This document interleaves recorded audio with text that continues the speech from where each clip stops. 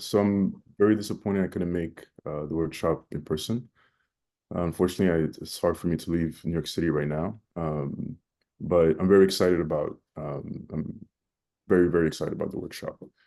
And on that note, I really want to thank Alicia, Leah, and Lucy for putting this workshop together. This was all their idea and their vision, and especially their hard work.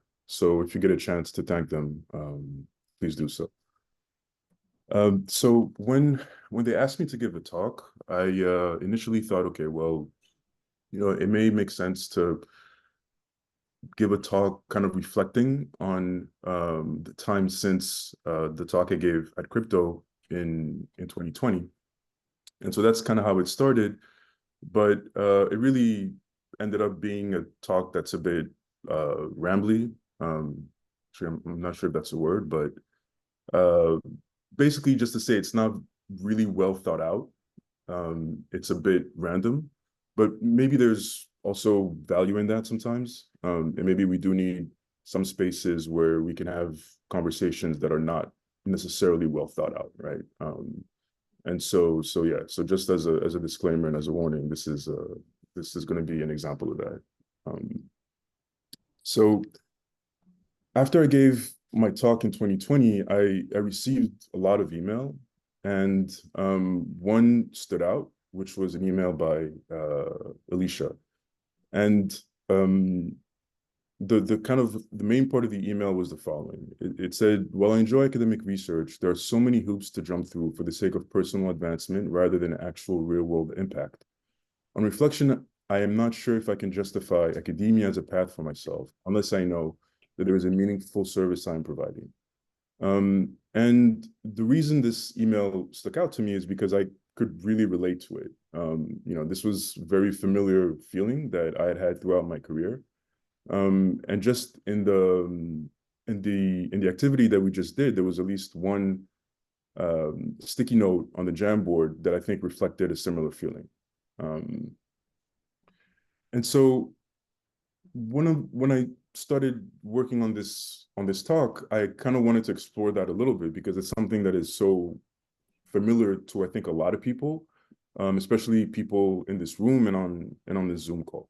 I'm sure Alicia and I are not the only ones that felt this way. And so as I was thinking about that and trying to understand, like, what is it? Like, why do we feel this as cryptography researchers?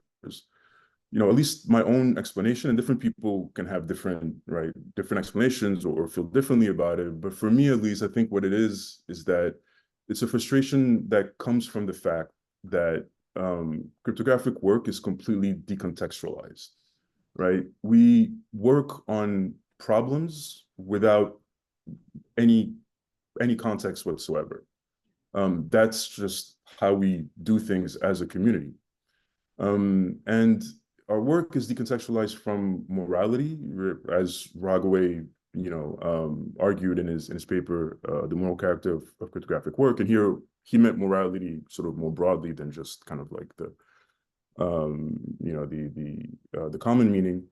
But it's also decontextualized from applications and from society and really from our experiences as human beings. And I think that for some of us, this is difficult, right? Because our experiences really are close to our heart. They're important to us, and they motivate, and they motivate everything that we do. And so when we get into an environment where we have to ignore all that, for some of us, and not for everybody, but for some of us, that's difficult. And I think kind of the more puzzling part is that this is by design, right? This is not a coincidence. This is the norm. This is how I think some fraction of the community likes it. But people are different, and not everybody feels that way. So at least this was my kind of reasoning around that. And I think this is illustrated by the fact that if you ask people what is crypto research, what is the definition of cryptography research, they'll tell you, well, they'll tell you something roughly like it's a design and analysis of cryptographic primitives and cryptographic protocols, right? And at least for me, and I think for for a lot of other people, it feels like, okay, is that really it? Like, that's it? Like, that's all I signed up for, right? It just doesn't feel like enough. And so I guess like, you know, what I think, you know, I try to make multiple points in my talk in 2020. But I think one of the kind of implicit points I was also wanting to make is that, you know, no, that's not it. There's more, and they should be more.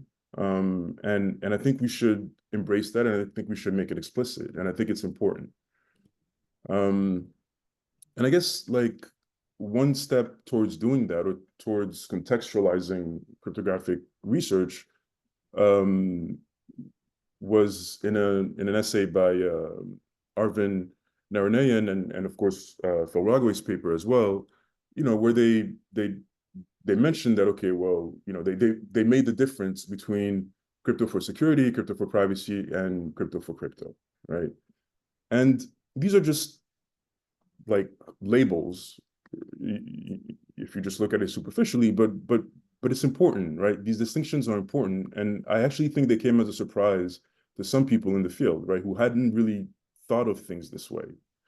Um, and the reason they're important is because at a minimum, they acknowledge that crypto is used in different contexts and for different purposes, right? And it's important for the community to just, of course, I think everybody knows that, but I guess what I'm getting at is that we need, or at least I think it should be more explicit. Um, Now, these particular contexts, I think, are fairly technological, right? They're sort of applications within system design and engineering and privacy engineering. But I think we should take it even further. Um, I think we should really make things more explicit, and we should talk about crypto for government, right? Which is motivates a lot of our work implicitly. We don't talk about it, but it's there, right? Through funding and the different problems that we work on, crypto for industry, crypto for the military, crypto for finance, right? These are kind of like the traditional settings in which cryptography has evolved. And I think part of what I was trying to say in my previous talk was that we should also consider different settings, right? And new settings. So crypto for policy, crypto for activists, crypto for communities, right? And a myriad of other things that I haven't even thought of yet, right? Um, and so yeah, so I think it's important. I think we should make it explicit. Um, and so one pushback to this could be, well, okay, aren't these just applications, right? These are just like downstream applications. It's just, okay, like crypto can be used for policy. Okay, crypto can be used for finance. Okay, right? And I, but I was thinking about it. I was, you know, I don't really like this idea of downstream applications, because thinking of it as sort of downstream, I think justifies decontextualization, right?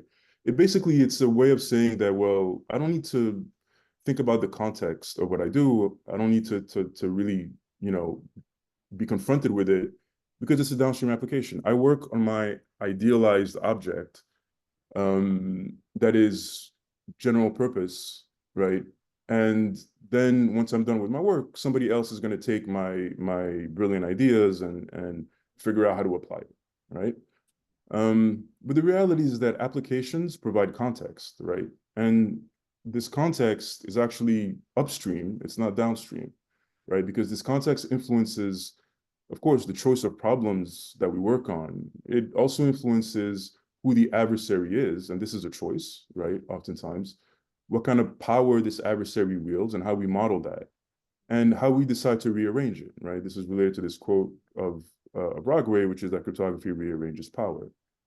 And these are all really fundamental cryptographic choices, you know? So context really influences our work. And again, I think it should be made explicit. I think we should discuss it, and it's important. We shouldn't just abstract it away. And so, as I said, this talk is a bit random, and there's going to be random things that, you know, kind of come up.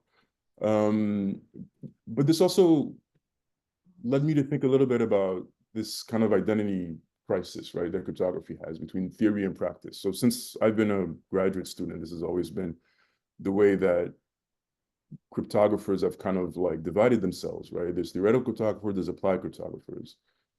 But I've never really liked it. It's always kind of like bothered me in some way.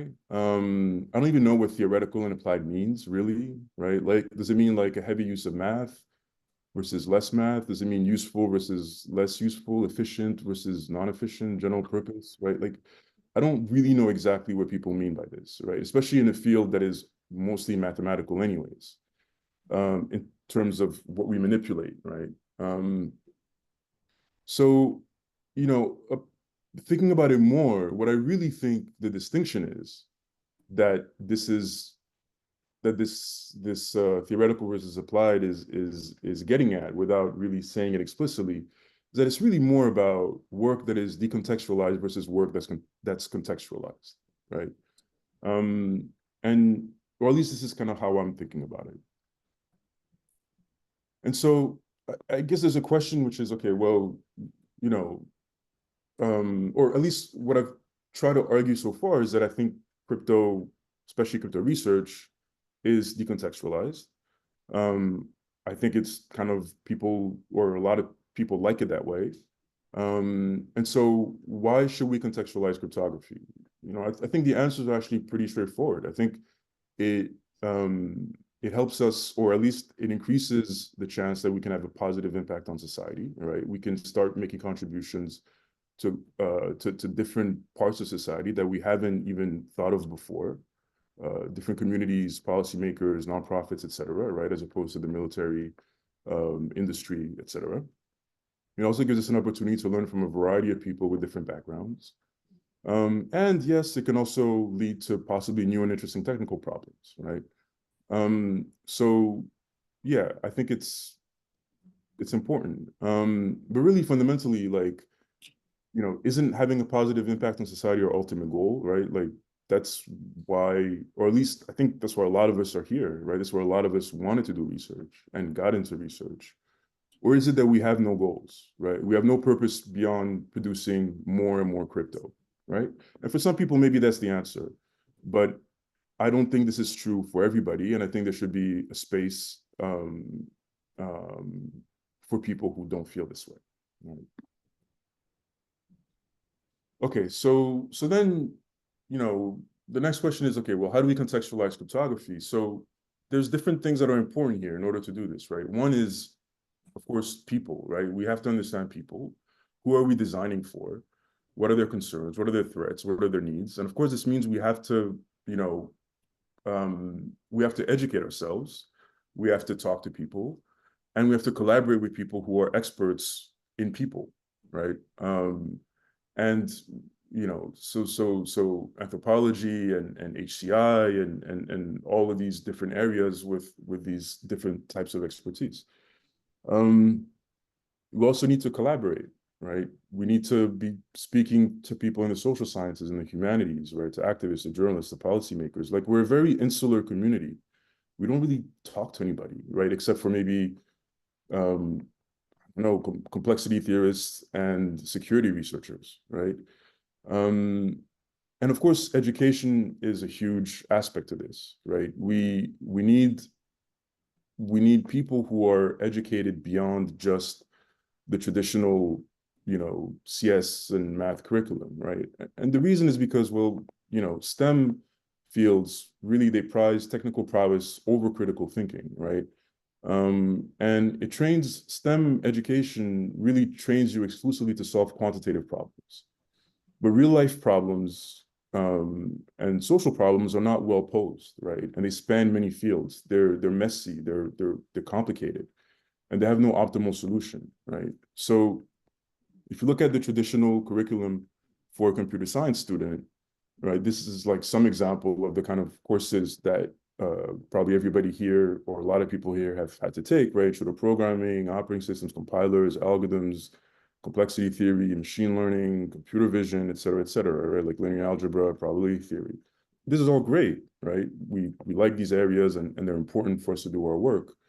But if you look at most computer science curriculums, this is really the core of what everybody has to take and not much else, right? And ideally, I think we want students and a community that is educated beyond these things, right? That, and I give some examples here of a few classes. These were just some classes um, that were available at Brown, that I think would actually make for really good courses for young cryptographers, right, for students. So examples of ethnographic research methods, introduction to social psychology, right, history of capitalism, from Freud to QAnon, all of these things, why aren't we being educated? Why aren't we taking these classes, right? So another part of contextualizing cryptography, or another way that another thing that's very important in this is history, right? History of cryptography or surveillance and of privacy. And I don't know why we know so little about history in our field, right? Beyond Bletchley Park, right? We sort of have a few things that we've heard about since we've started to study cryptography, but we know very little. And so, for example, like in my talk in 2020, I talked about Operation Vula, and I had never heard of Operation Vula before. And I didn't learn about it through the cryptography community. I learned about it through Davi Arnheimer, who is not a crypto researcher. Davi is works in industry, and he was, and he still is, I believe, a CISO, and he has a technical degree in computer science, but he also happens to have a degree in history as well. And so me hearing about such an important piece of crypto history from somebody that's not a cryptography researcher disappointed me, right? It disappointed me partly in myself, but also in the community. I think a lot of people haven't heard of COINTELPRO, right? Which is important. So yeah, so history I think is also very important, and I really think we need to, or as a community, we need to educate ourselves more about this. And as a side note, another piece of history that I learned about that I didn't know about was a team of Black cryptologists at the NSA during World War II, right? And I'm guessing a lot of people haven't heard about them either. So this was basically a group that was formed in 1944. And there's actually a book that the NSA published about this. It's a small book. It's available as a PDF online. It's by Jeanette Williams and Yolanda Dickerson. And it was commissioned and put together for the Center for Cryptologic History at the NSA. It's called The Invisible Cryptologists, African Americans, World War II to 1956. And this is them. This is the first group. And so in 1944, Bill Coffey starts as a cryptographic clerk, and he's joined a month later by Annie Briggs. And then they start working on different aspects of decoding messages. In November, they're designated as, their kind of unit is designated as B3B. And by 1945, they have 30 people in the team, divided in 6 sections. And you can see the picture here. And again, this is 1944, 1945, and it's remarkable. And I'm not a historian, obviously, and so I don't know the exact significance of this photo. And but one thing you can notice is that there's a lot of Black women here. The majority of people in this picture are Black women, which I think is also really interesting. And in 1946, Bill Coffey receives a commendation for meritorious civilian service. And throughout, this team exploited commercial codes from Australia, Russia, Peru, Argentina, and many, many other countries. So again, this is, I think, not only an interesting piece of history, but I think an important piece of history, and we don't, or at least I had never heard about it. So, and lastly, I think, another thing that's important to contextualize cryptography is, of course, creating spaces like this workshop, where context is valued. and where people who actually want to, want context, right, can come and can get together, exchange ideas, and kind of feel seen, right? Like not feel so isolated and alone. And so again, with that in mind, I really want to thank Alicia, Leah, and Lucy again, because they've really put in a ton of work to make this happen, and I'm really grateful that they did. So yeah, so that's all I had. I don't know how I'm doing on time. Hopefully, I haven't gone over time. But yeah. Oh, and these are the references. And hopefully, we can get a link to people on this PDF if they're interested.